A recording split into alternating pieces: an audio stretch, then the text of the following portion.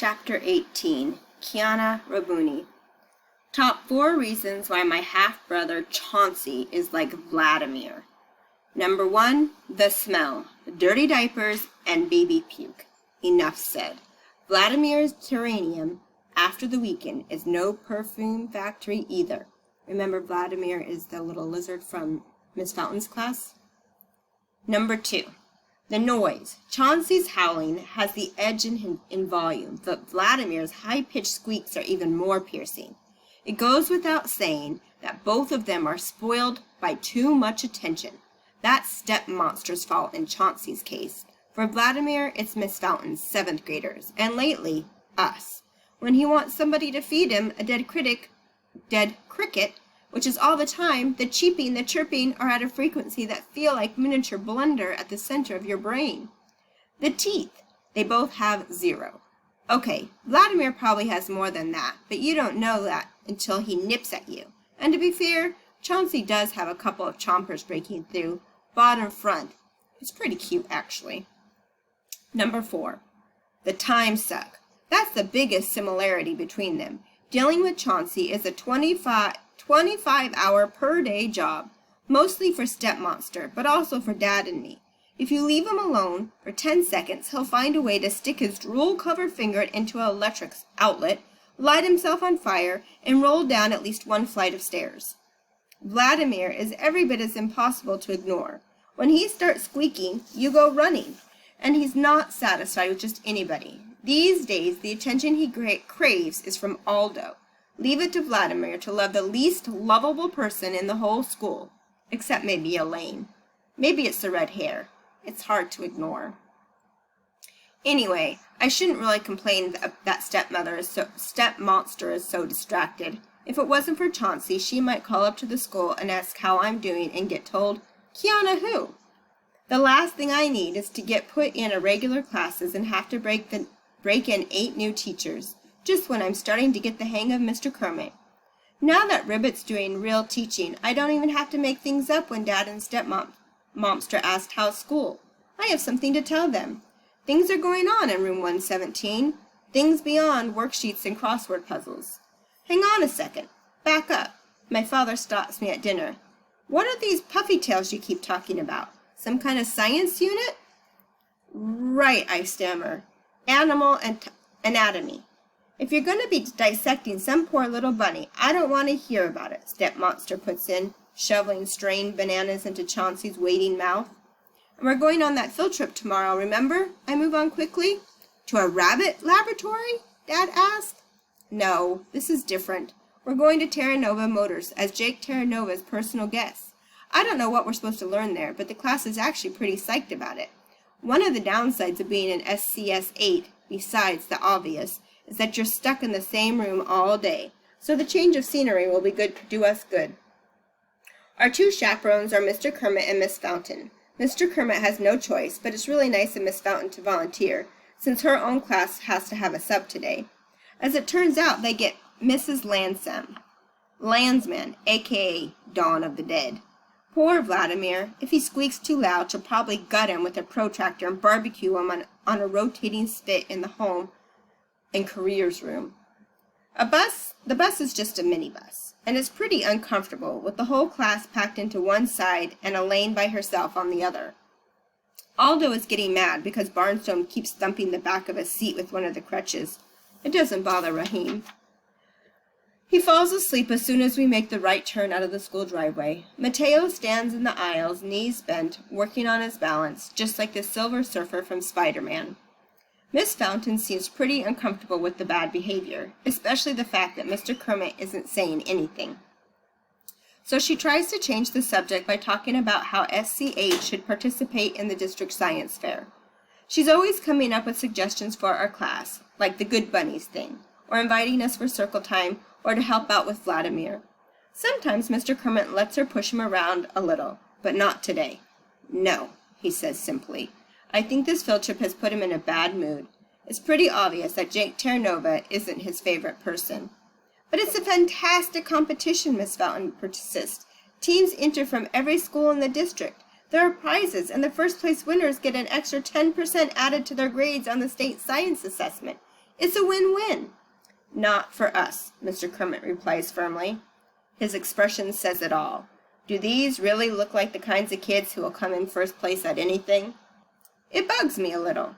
Not that I'm dying to get mixed up in any science fair, me being a short-timer. But I'm used to Mr. Kermit sticking up for us, not writing us off. Maybe it's part of his bad mood. The other kids talk about Jake Terranova like he's some kind of superstar. As we pull up to Terranova Motors, I finally understand why. It has to be the biggest dealership I've ever seen, and that includes LA, where anything is kind of supersized, where everything is kind of supersized. Mr. Kermit's ex-student owns all this? That's pretty cool, especially when Mr. Terranova himself comes out to welcome us. Hey guys, glad you can make it. Come on inside. Like we're long-time friends, not random middle schoolers getting our moment with the big boss. We tour the showroom first, which I have to admit is pretty fun. All the vehicles are shiny, new, and top of the line. We try out every seat in every car, front, back, and third row, even climb onto the payloads of the pickup trucks. For the first time since blundering into SCS-8, I feel like I could be with any class of kids in the country, not Greenwich Middle School's dreaded Unteachables. Ribbit sees it too. His bloodshot eyes are half open instead of the usual 25%. Or maybe he's just on the alert because Mr. Terranova is here, and this is enemy territory. Miss Fountain, the Pruis driver, is looking disapprovingly at the giant SUVs and the light trucks that dominate the showroom when Mr. Terranova walks up to her. I'm wondering if she's going to lecture him on the environment. Instead, she says, "This is a wonderful thing you are doing. I don't know if you can tell, but some of these kids have special issues." You think? His grin is irresistible. My floor manager just pulled the sleeper out of the trunk of that Cadillac. That's Raheem, Miss Fountain explains. He doesn't get enough sleep at home, but he's a talented artist, sensitive and observant. They've got their quirks. They're good kids, though. Maybe good is too strong of a word. Gotcha. He's watching Barnstorm poking tires with his crutches. Hey, Mr. Terranova, Parker approaches. I want to take the red Mustang out for a test drive. Right. Very funny, kid. No, really, I have a license. Parker digs a mangled ID out of the pocket of his jeans. It's a provisional license, Parker, Miss Fountain reminds him gently. This is 100% farm business, Parker promises. I just remembered I've got to swing home and pick up a load of turnips for the Safeway. Looking for a lifeline, she calls out, "Mr. Kermit, I think it's time for lunch." It's hard to get a handle on what Ribbit thinks of all this. On one hand, it's obvious that he can't stand his former student because of what happened in the past. On the other, that must have been forever ago. Mr. Terranova was a 7th grader, even younger than we are. He's an adult now, running a big business, and he's trying to make amends. Why can't Mr. Kermit see that? We brought bag lunches, but Mr. Terranova ordered pizza for everybody in the dealership dining room. Only Ribbit turns him down. Like anything from his old nemesis would turn into poison as soon as it enters his mouth. The employees are really friendly, and we get to ask them questions. I want to know about the fuel efficiency standards. Barnstorm wants to know, when you sell cars, do you get to keep the money? Aldo asks the lease specialist, how long did it take you to grow that mustache? Elaine gets into the cookie platter set aside for a customer's appreciation week. After lunch, we tour the service department. That's where the field trip really starts to get good.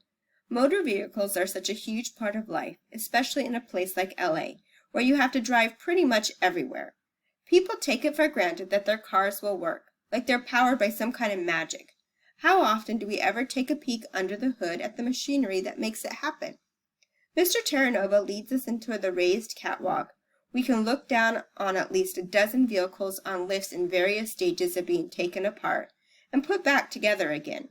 The noise is a cacophony of revving engines, pneumatic tools, and the clang of metal on metal. The smell is a mix of oil and grease, with a little bit of exhaust, whatever the ventilation fan misses. Yet there's almost a kind of grace to it, and a rhythm that's hard to resist. It feels productive, like necessary work being done. Parker is practically drooling, and even Aldo is leaning over the railing fascinated. It's the first time I've ever seen him interested in something, and he looks older and more mature. Mateo is babbling about how the shop reminds him of some of the engine rooms in the USS Enterprise on the Star Trek. Raheem is sketching furiously on a napkin from the lunchroom. Elaine is watching in rapt attention while double fisting stolen cookies from her jacket pockets. Suddenly, she clutches the rail in distress. For a second, I wonder if she's trying to hype her reputation by ripping it free from the catwalk. But no. Her cheeks are pink. Her eyes are terrified. Sharp, staccato, choking sounds reach over me from the clamor of the shop. Mr. Kermit pounds on her back, but to no avail. I run up behind Elaine and reach around her to perform the Heimlich maneuver, positioning my hands below the rib cage, like they told us in a life-saving class back in California. Once, twice, no good. 3 times, heads up, bellows a voice. I glance over my shoulder just in time to see a crutch hurtling toward me in a home-run swing. I drop to the metal floor of the catwalk in a split second before the wooden shaft would have taken my head off. It slams across Elaine's broad back, and with a thud that momentarily drowns out the noisy shop, splits in two. Everybody waits for her to crumple to the catwalk, unconscious. But that's not what happens. Elaine doesn't even flinch. Instead, a chunk of cookie comes flying out of her mouth and sails over the rail and drops into the half-disassembled motor of a vintage Corvette. The mechanics look up in horror.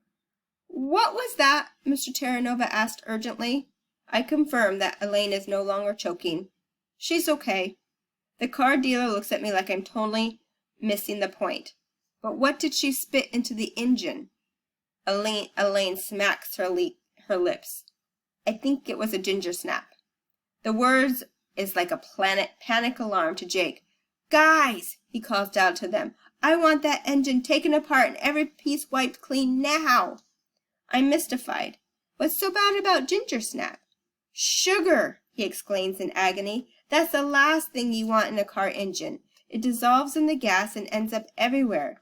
If word gets around that I sold a car with a sugar tank, I'm finished in this business." Mr. Kermit is beaming ear from ear. It's the first time we've seen him so happy. And what did it take? Problems for Jake Terranova. I actually feel a little guilty. I saw Elaine pocketing those cookies, and I kept my mouth shut. I may be a short-timer, but you don't have to be at our school very long to know that Elaine rhymes with pain. The field trip breaks up soon after that. Mr. Terranova is focused on the Corvette, but he's not playing host anymore. Plus, Barnstorm is complaining about his mobility with only one crutch. Then he shouldn't have busted the other one over Elaine's head, Aldo tells him. It was her back, not her head, Barnstorm reports. I saved her life, man. She better remember that while deciding who's her next victim going to be. You just cost yourself a puffy tail, Buster, Mr. Kermit snaps. Barnstorm is bitter. No fair. I save a life and I'm out a crutch and a puffy tail? What kind of justice is that? He should earn a puffy tail for helping and lose it for being mean, Parker puts in. At least then he breaks even. We should all get a puffy tail except Elaine, Aldo reasons translucently. You know, for not barfing a cookie into the Corvette. This seems to be his idea of fairness. Elaine tosses a mild glance in Aldo's direction, and he decides to stand in the other side of the tall cargo van. It's too bad that such a great field trip has to end on a down note. But by then, the minibus is waiting outside, so there's nothing to do but get on it. Halfway back to the school, Miss Fountain gets a call on her cell phone. It's the dealership.